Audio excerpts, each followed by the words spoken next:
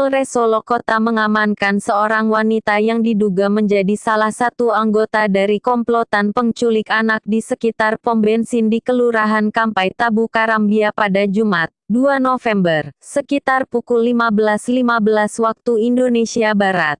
Mendapat informasi dari masyarakat ada wanita yang mencurigakan. Personel Polres Solo Kota langsung mendatangi lokasi dan mendapati kerumunan massa yang sudah mengamankan terduga, kata Kapolres Solo Kota AKBP Doni Setiawan diwakili Wakapolres, Kompol Sumintak di Solok, Sabtu.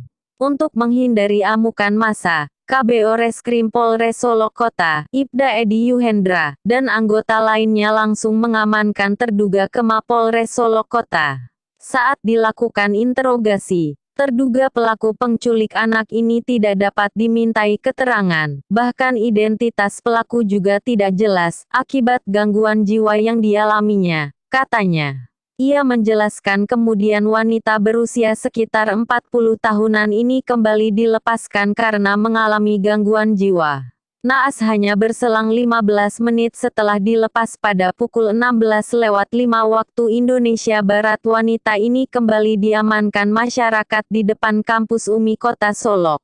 Mendapat informasi ini, polisi terpaksa kembali mengamankannya ke Mapolresta karena takut akan mengganggu keamanan sekitar.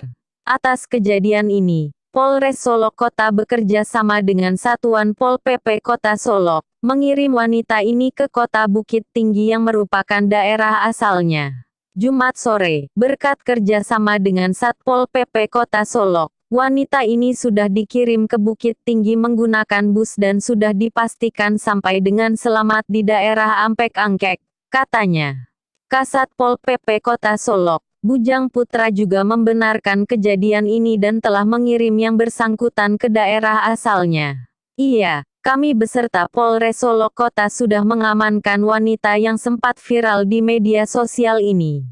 Karena yang bersangkutan teridentifikasi mengalami gangguan jiwa, maka kami kirim kembali ke daerah asalnya di Bukit Tinggi, ujarnya.